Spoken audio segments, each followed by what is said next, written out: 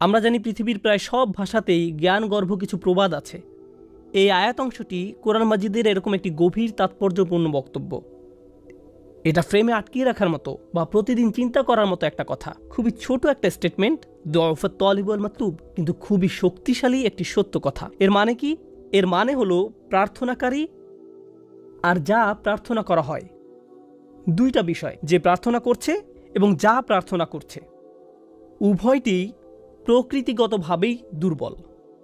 যে কিছু কামনা করছে সে যেমন দুর্বল, ঠিক তেমনি যা কিছু কামনা করা হচ্ছে সেটাও দুর্বল। কোনো যুবক হয়তো বিয়ে করতে চাচ্ছে, কেউ হয়তো চাকরি পাওয়ার আশায় আছে, কেউ হয়তো আরও বেশি টাকা উপার্জনের ধান্দায় আছে, কেউ হয়তো তার স্বাস্থ্য সমস্যা নিয়ে ঠিক করার চেষ্টায় আছে, কেউ হয়তো তার অর্থনৈতিক সমস্যা সমাধানের চেষ্টায় আছে, আবার কেউ হয়তো পারিবারিক সমস্যা মোকাবেলার চেষ্টায় আছে। প্রত্যেকেই কিছু না কিছু আকাঙ্ক্ষা করছে, কিছু না কিছুর অভাব বোধ করছে। মূলত আমরা দুটি জিনিসের পেছনে ছুটি। হয় আপনি এমন ভালো কিছুর সন্ধানে আছেন যা এখনও অর্জন করতে পারেননি, যেমন গাড়ি চালিয়ে কোথাও যাচ্ছেন আর রাস্তার পাশে চমৎকার একটা সুন্দর বাড়ি দেখলেন, তখন ভাবতে লাগলেন একদিন ইনশাআল্লাহ। অথবা কোনো গাড়ির দিকে তাকিয়ে মনে মনে ভাবেন একদিন আমিও এরকম একটা গাড়ি কিনবো। এরপর আপনি আপনার মোবাইল ব্যাংকের অ্যাকাউন্ট চেক করে দেখেন কত টাকা আছে। Not enough, not enough, not enough. এভাবে জমতে থাকলে আর মাত্র 12 বছর পরে এই গাড়িটি কিনতে পারবো। তাহলে প্রতিটি মানুষ এমন কিছুর পেছনে ছোটে যা এখনও সে অর্জন করতে পারেনি।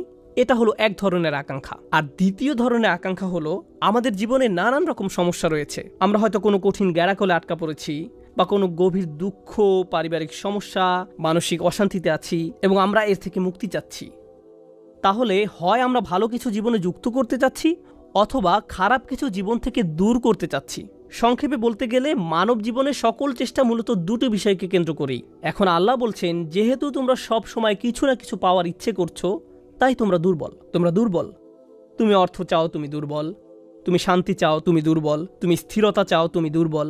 তুমি নিরাপত্তা চাও, তুমি দুর্বল। তুমি সুখ চাও, তুমি দুর্বল। তুমি সামাজিক পদমর্যাদা চাও, তুমি দুর্বল। তুমি ডিগ্রি চাও, তুমি দুর্বল। তুমি বিয়ে করতে চাও, তুমি দুর্বল। তুমি সন্তান চাও, তুমি দুর্বল। তুমি তোমার সন্তানকে বিয়ে করাতে চাও, তুমি দুর্বল। তুমি যে এই সমস্ত কিছুর আকাঙ্ক্ষা করছো, তা তোমাকে কি বানাচ্ছে? দুর্বল। আর যে জিনিসগুলো তুমি কামনা করছো তাও দুর্বল। আচ্ছা, আমি বুঝলাম, আমার যেহেতু এগুলো নেই তাই আমি দুর্বল, কিন্তু আমি যে জিনিসগুলো কামনা করছি সেগুলো কিভাবে দুর্বল? আচ্ছা, আপনাদেরকে একটা উদাহরণ দিচ্ছি। অনেক অনেক আগে আমি একবার অ্যাবনর্মাল সাইকোলজির একটা ক্লাসে উপস্থিত ছিলাম। তো আমাদের প্রফেসর এক যুবকের উদাহরণ দিলেন। ঘটনাটি ঘটেছিল 70-এর দশকের শেষ দিকে। সে সময় যুবকটি নিউ ইয়র্ক ইউনিভার্সিটিতে ক্লিনিক্যাল সাইকোলজির উপর পিএইচডি করছিল। তখনকার সময় ইমেইল, হার্ড ড্রাইভ এগুলো ছিল না। ছেলেটি তার 455 পৃষ্ঠার থিসিস টাইপ করে ডিপার্টমেন্টে জমা দিল। আর এই থিসিস তৈরি করতে তার 5 বছর সময় ব্যয় করতে হয়েছিল। এটার দ্বিতীয় কোনো কপিও ছিল না। সে অরিজিনাল কপি ডিপার্টমেন্টে জমা দিল, কিন্তু ডিপার্টমেন্ট তার থিসিসটি হারিয়ে ফেলল। 5 বছরের পরিশ্রম বৃথা গেল।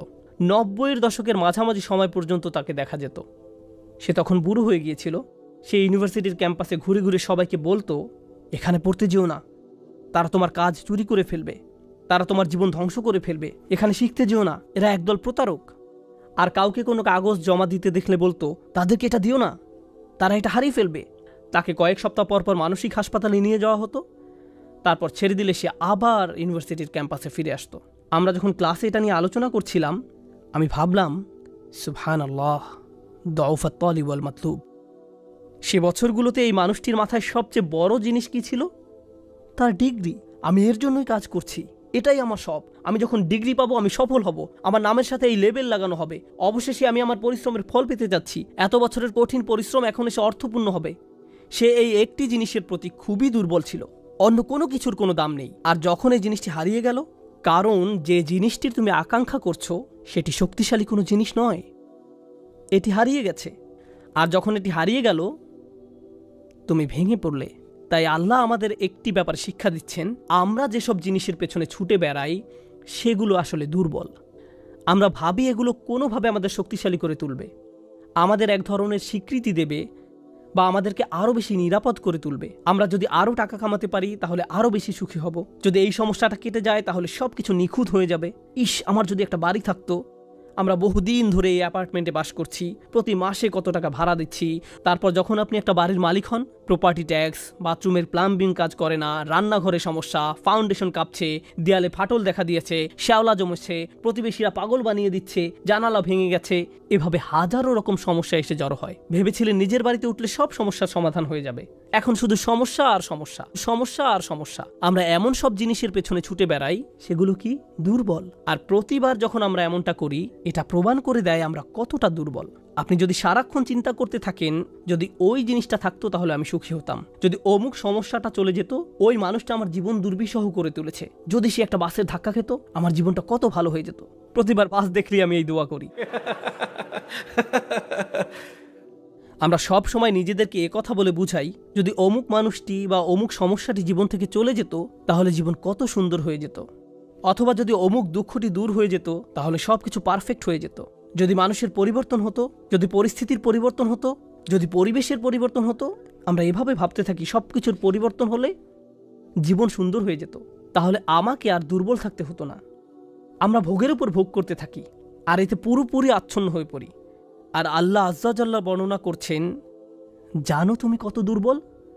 তুমি একটি মাছির চেয়েও দুর্বল। দউফাত তালিবু আল মাতলুব।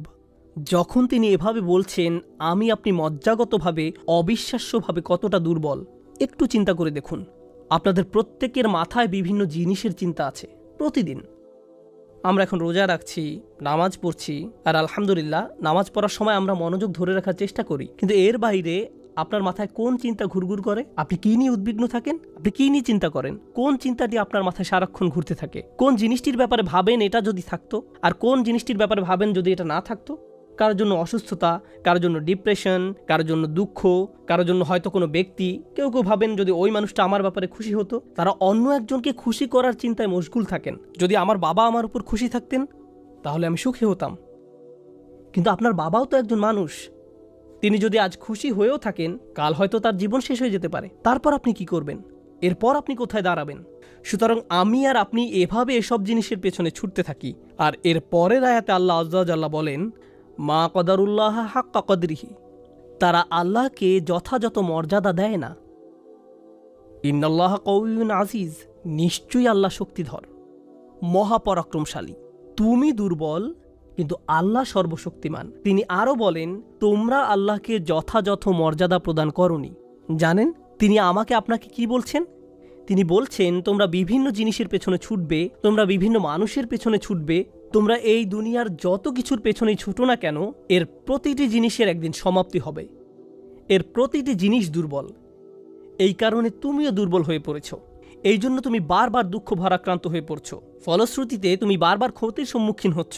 কিন্তু শেষবারের মতো যখন তুমি এই সিদ্ধান্ত গ্রহণ করবে, তোমার যত চাওয়া পাওয়া আছে তার মাঝে সবচেয়ে বড় চাওয়া পাওয়া হলো তোমার মালিককে খুশি করা, যখন তুমি সব কিছুর উপরে আল্লাহর সন্তুষ্টিকে প্রাধান্য দাও, যখন তুমি সত্যিকার অর্থে তোমার অন্তর থেকে এটা করতে পারবে, একমাত্র তখনই, যেহেতু তিনি শক্তিধর।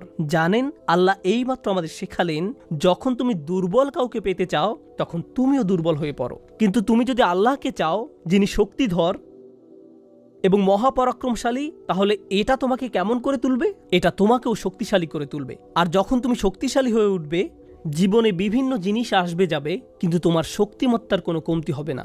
যে জিনিসের পেছনে তুমি ছুটছো তা ভেঙে পড়ার কারণে তখন তুমি আর ভেঙে পড়বে না, কারণ তুমি দুনিয়ার এসব তুচ্ছ জিনিসের চেয়েও অনেক অনেক উচ্চ একজনের সন্তুষ্টির অন্বেষণ করছো। আমি বলছি না যে আপনি এই দুনিয়ার কোনো কিছু চাইতে পারবেন না, কিন্তু আয়াতটি আমাদেরকে একটি ব্যাপারে শিক্ষা দিচ্ছে। আমরা যখন এসব পার্থিব বিষয় কামনা করব, আমরা বুঝবো যে এগুলো দুর্বল। পার্থিব এসব বিষয় জীবনে আসবে যাবে, কিন্তু আমরা কখনো আল্লাহকে হারাতে পারবো না। লক্ষ্য করুন, মানব জাতির ব্যর্থতা হলো, যখন তারা পার্থিব কোনো জিনিস পেতে ব্যর্থ হয়, তারা আল্লাহকে ভুলে যায়। তাদের চাওয়া পাওয়ার জিনিসটি না পেলে তারা নামাজ পড়া ছেড়ে দেয়। তারা যা চায় তা যদি না পায়, তারা এভাবে বলে, এভাবে দোয়া করার অর্থ কি? তারা যখন তাদের আকাঙ্ক্ষার বস্তুটি পায় না, তখন দুঃখ, হতাশা একেবারে ভেঙে পড়ে এবং বলে, আমি তো আল্লাহর সাথে কথা বলার শক্তিও পাচ্ছি না। এমনটি ঘটার কারণ হলো, সমস্যায় পড়ার পূর্বে আল্লাহর সাথে তাদের বন্ধন শক্তিশালী হয়ে ওঠেনি। যদি সে বন্ধনটি আগে থেকেই বর্তমান থাকতো, যেমন মূল যদি শক্তভাবে গাঁথা থাকে, তাহলে ঝড় এলে এদিক ওদিক দুলতে থাকে, সম্পূর্ণ ভেঙে পড়ে না, মূলের উপর দাঁড়িয়ে থাকতো। আর ঝড় চলে গেলে আবার ফল দেওয়া শুরু করতো। এরকম একটা উপমার কথা কোরআনে অন্যত্র এসেছে, আসলুহা সাবিত ওয়া ফারউহা ফিস সামা। লা ইলাহা ইল্লাল্লাহ হলো এমন একটা বৃক্ষের মতো যার শেকড় মাটিতে এবং শাখা আকাশে উত্থিত। এটাই ঈমানের শক্তি। এই আধ্যাত্মিক শক্তির ধারণাটি আরও পরিষ্কার করার জন্য আমি আপনাদের নিকট একটা উদাহরণ পেশ করব।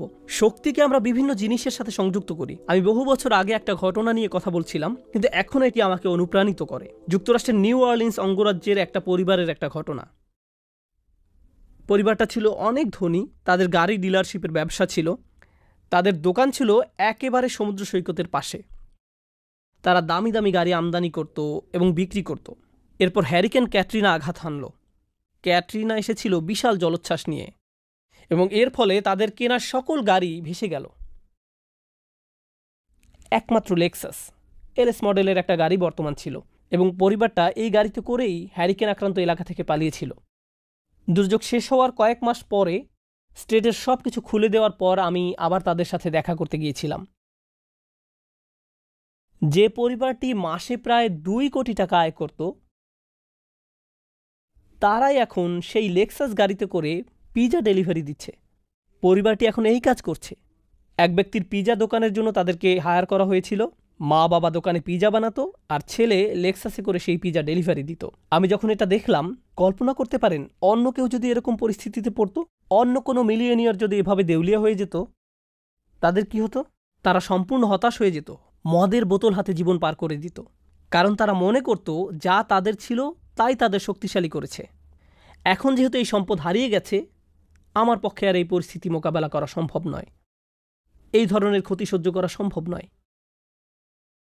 কিন্তু এই পরিবারের ক্ষেত্রে যখন আমি তাদের সাথে দেখা করলাম, সবাই খুবই শান্ত, নির্বিঘ্ন। বাবার অনেক বয়স হয়েছিল। এই রকম বয়সে এমন ক্ষতির সম্মুখীন হলে মানুষ হার্ট অ্যাটাক করে, উচ্চ রক্তচাপে ভোগে, কিন্তু এই মানুষটা সম্পূর্ণ শান্ত। তো আমি তাকে জিজ্ঞেস করলাম, কিভাবে এটা সম্ভব? আমি এমনকি আমার প্রশ্ন করাও শেষ করতে পারিনি। আমি শুধু বললাম, কিভাবে? তিনি হেসে উঠলেন। তিনি বললেন, যখন ব্যবসা ভালো ছিল আমি সারাক্ষণ ফোনে ব্যস্ত থাকতাম। শিপমেন্ট এসে পৌঁছেছে কিনা, পেমেন্ট দিতে দেরি হচ্ছে কিনা, কার কি ডেলিভারি দেওয়া প্রয়োজন, কাস্টমার খুশি কিনা, ট্যাক্সের হিসাব ঠিক আছে কিনা, কর্মচারীদের সমস্যা, অমুক সমস্যা, তমুক সমস্যা, এসব কারণে আমি কোনো মতে জুমার নামাজে উপস্থিত হতে পারতাম কোনো রকমে। কিন্তু এখনও তো টেবিলে খাবার আছে, এখনও তো আমাদের মাথার উপর ছাদ আছে, আর এখন আমি নিশ্চিন্তে মসজিদে গিয়ে নামাজ আদায় করতে পারি। আর সকালে ঘুম থেকে উঠে আমাকে কিচ্ছু নিয়ে ভাবতে হয় না, একমাত্র আমার রবকে মনে করা এবং তার কৃতজ্ঞতা জ্ঞাপন করা ছাড়া। আমার আসলে মনে হয় আমার জীবন শেষ হওয়ার পূর্বে আল্লাহ আমাকে সহজ জীবনের এই নিয়ামত দান করেছেন। সেই বাবা এটাই বলেছিলেন, কোনো সাধারণ মানুষের পক্ষে এভাবে কথা বলা সম্ভব নয়। আপনি যদি এমন কথা অন্য কোনো ব্যবসায়ীকে বলতেন, সে বলতো এই লোকটার মাথা নষ্ট হয়ে গেছে, তার সকল সেন্স নষ্ট হয়ে গেছে। আর এই জন্যই এখন সে তার মাথায় এই পরিস্থিতির একটা যৌক্তিকতা খুঁজে নিয়েছে। আপনাদেরকে একটা কথা বলছি, একজন মানুষের পক্ষে কেবল তখনই এভাবে কথা বলা সম্ভব যখন সে বুঝতে পারে যেসব জিনিসের পিছনে সে ছুটছে তা দুর্বল। কেবলমাত্র আল্লাহই শক্তিশালী।